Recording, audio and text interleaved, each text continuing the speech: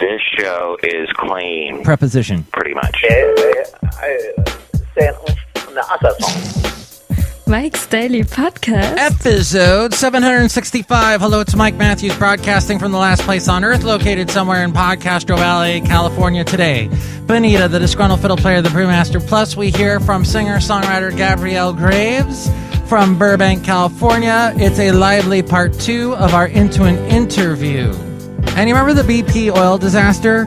There was one solution to that. Mike's Daily Podcast. That was suggested by the University of Texas that, well, it's an interesting fact. Mike's Daily Podcast. We'll hear that story in a moment, but on yesterday's show, Floyd, the floor man, and John Deere, the engineer, told me something that I didn't know, that they are making an underground magazine together. Don't you love underground magazines? I hope they go on forever. Mad Magazine used to be an underground magazine. That magazine was my fave. Mike's Daily Podcast. When I was a kid, I'd read all those cartoons and go, oh, I wish I could do that. I don't know what they're talking about, but I like it. Mike's. Because I was a little kid. Daily. And they were talking about things. Podcast. Adult-oriented. Yeah. And I would be like, Mom, what does this mean? And she'd be like, stop reading that trash. Hey, look, you just walked in. Hi, Mike. It's Benita, the rodeo queen. How y'all doing? And it's a disgruntled fiddle player. Tell you what. What?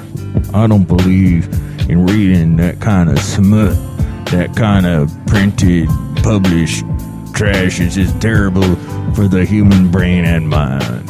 Wow, have you been on the internet lately? What's that got to do with anything? The internet's got so much pap that you would not like Disgruntled Fiddle Player. That's what's wrong with America. I mean, we don't try to better ourselves. Instead, we fill ourselves with empty calories and watch television shows that don't help our brains at all. They're just designed to appeal to our most visceral and guttural aesthetic. Wow, that was some profundity.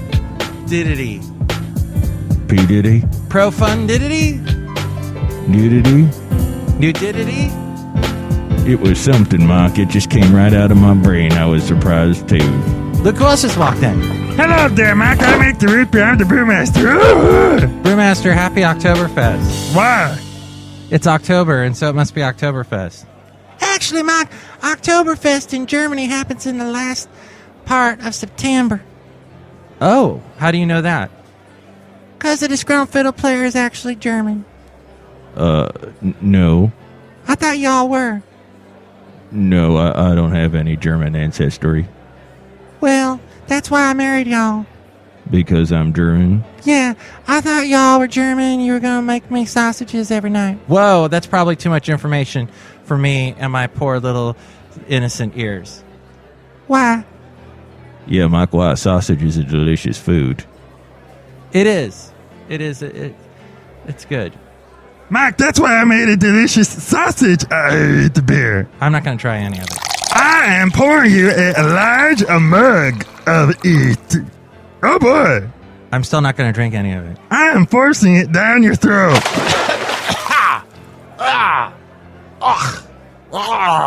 It's horrible stuff. I'm glad you liked it. Why do I even let you people here at the last place on earth? I mean, it's a wonderful place. The podcast listener listening now enjoys coming here. And you three just make it all horrible for everyone. No, we don't. We make it great for everybody. Because everybody loves Benita, the rodeo queen. That's why I'm going to go bye, smooches. Mark, maybe I am German. I do like a woman in a dirndl. Yeah, let's hear it for dirndls. There's some good-looking clothing on a female. Hey, you know what? This is fascinating. What I found on the website nautil.us. Yes, so that comes out to be Nautilus, but it's nautil.us. And they had this article that I would like to read some of this to you because it's fascinating. In the late spring of 2010, not too long ago, the world watched, often in real time, a new kind of environmental disaster unfold. An oil rig operating deep under the seafloor of the Gulf of Mexico exploded, and well under it began spewing oil copiously into the waters above. BP's Deepwater Horizon had previously drilled the deepest oil well in the world through nearly a mile of water and 7 miles of rock. After the explosion, the rig's impressive reach became its greatest flaw. As the well proved impossible to seal under such depths, it became the biggest marine oil spill in history. As BP cycled through various unsuccessful fixes, remember how long that took? And then all the sea life. Remember they were transporting the turtles that usually nested at the Gulf. They were all going to die, and they took some of those turtles to nest on the Atlantic side of Florida. And, oh, geez, it was horrible, horrible. Just broke my heart. Some observers quietly discussed a different, rather unconventional approach. Get this. Setting off an underground nuclear bomb to seal the gash with rubble. Quote, seafloor nuclear detonation is starting to sound surprisingly feasible and appropriate. I never thought I would hear myself write that out loud. Does that work? Write that out loud? You're not... you're saying it out loud. You're not writing it out loud. You're writing it in print. It confuses me. Anyway, this was written by University of Texas engineer Stephen Weber. But the nuclear option seems to have never become a serious possibility. An explosion might have destroyed the well without sealing it, making a closure permanently impossible. A task force assembled by Energy Secretary Stephen Chu dismissed the possibility out of hand. A senior official said simply, it's crazy. The idea, however, may not be as crazy as it seemed, or at least its craziness was not altogether unprecedented. Check this out. According to Natal.us, the Soviet Union had successfully used underground nuclear explosions to snuff out fires at out-of-control natural gas wells 4 times in the 1960s and 70s. This was just one part of a large Soviet program to use nuclear explosions for a variety of peaceful ends. The U.S. had a similar yet smaller program. Much of the information about these Cold War-era efforts was little known until 1998 when Milo Nordyke, a former director of the Lawrence Livermore National Laboratory, hey, not too far away from here in Podcastro Valley, California, where actually I was very close to Livermore today in the town of Pleasanton, and that is where they put out an authoritative report on this historical curiosity. What do you think about that? And what do you think about this? A local Pleasanton paper, by the way, magazine, an underground magazine, well, maybe not underground, it's called Alive, and in their August issue, this guy, Eric Johnson, who works with this other guy, Ed Baxter, who actually, he voices some commercials on the radio station I work part-time for, where I also voice some commercials. That's part of my part-time job. But he wrote in this article, he says, the way we receive information is changing. One of the more exciting and welcome changes is the ability to easily access original on-demand audio content. That sentence moved me because I still run into people who do not understand what a podcast is. You do. You're listening to one right now, so you're already on the same level as I.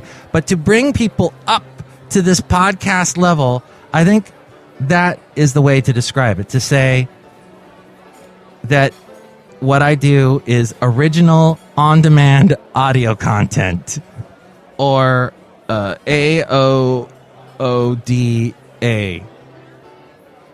AUDA. Hey, that works. Access. It's original on-demand audio content. UDA. That's what it is. UDOC. No, this isn't working, but I'll keep working on it. What do you think? Come up with a better name for it. Email me, MIKEs-DAILY-PODCAST@gmail.com. We read your comments on the section Emails for Me-mail. Also email me there if you'd like to be a guest on the show or if you'd like to sponsor the show. MIKEs-DAILY-PODCAST@gmail.com. And check out the website, MIKEs-DAILY-PODCAST.com. There are links to where to listen to the show in iTunes, Subscribe to the show in iTunes if you are Apple crazy. And that is a great place to listen to us there. And you can comment on the show and rank the show there. If you do that, that helps our rating and more people find out about us there. Also, a great way to help out the show is through liking the Facebook page. And when I post a new show, share that with your friends. More people find out about us that way if you do that. You can also find links to where to find us on YouTube, SoundCloud, Stitcher, Spreaker, Mixcloud, Podomatic, Yelp, Tumblr, and Twitter. All there at MIKEs-DAILY-Podcast.com. There's also the Amazon deal of the day. Another great way to support the show is to click on that link there at MIKEs-DAILY-Podcast.com and buy something on Amazon, or whenever you're going to buy anything on Amazon, go through that link there at MIKEs-DAILY-Podcast.com. There's also the blog and the Daily Podcast picture and all my past interviews there at MIKEs-DAILY-Podcast.com. Into an interview. Yeah. Okay. We are speaking with Gabrielle Graves, an amazing singer-songwriter whom I met about like a year ago through our friend Irene Pena. And I am so glad that we're speaking once again because she's got an EP coming out. And check her out on SoundCloud at Gabrielle Graves Music is where she can be found on SoundCloud. And we're going to hear another song in just a moment. But Basil the Boxer's doing great. And he's walking. We're walking a lot, and I was telling you about the Instagram. I show pictures of him, like, walking at the beach and that kind of thing. And what was your dog's name? He's a boxer Australian Shepherd? Yeah, it's actually she, but she's a boxer Australian Shepherd named Velma, and she's nutty, but I'm kind of like, I really love the boxer part. Every time I see a boxer, I'm like, oh, God, your dog is so freaking cute. And they're always so excitable and, Yeah. A little bit spastic, but I kind of like that because I think I'm a bit of a spaz, so I think I relate to that. Yeah. But that's fine. Yeah, I absolutely love boxers. Boxers have a wonderful dance. They do this dance and they pose, and they're very active. Oh, it's amazing. And then their faces are all like frumpy because they've got that like massive underbite and the jowls. It's just it's amazing. Yes, it really is. One of these days we'll walk our dogs together. Oh, please! I would love that.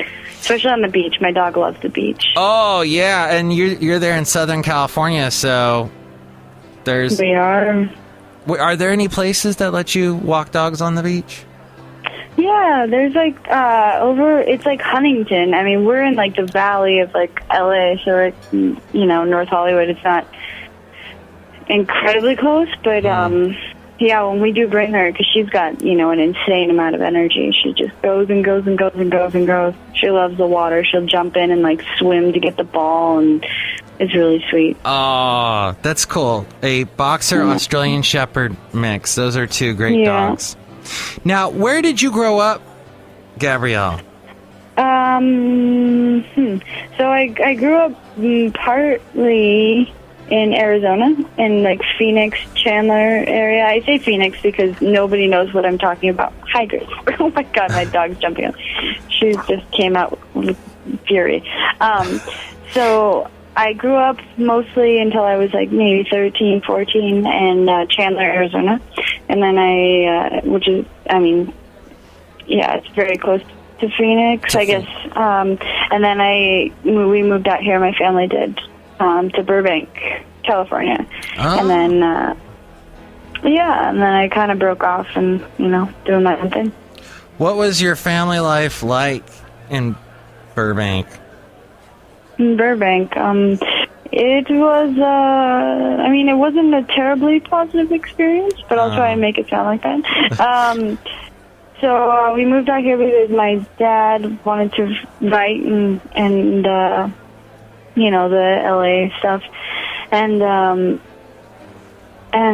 we ended up just kind of adapting, and this just kind of became our home. And then I couldn't live back in Arizona currently now.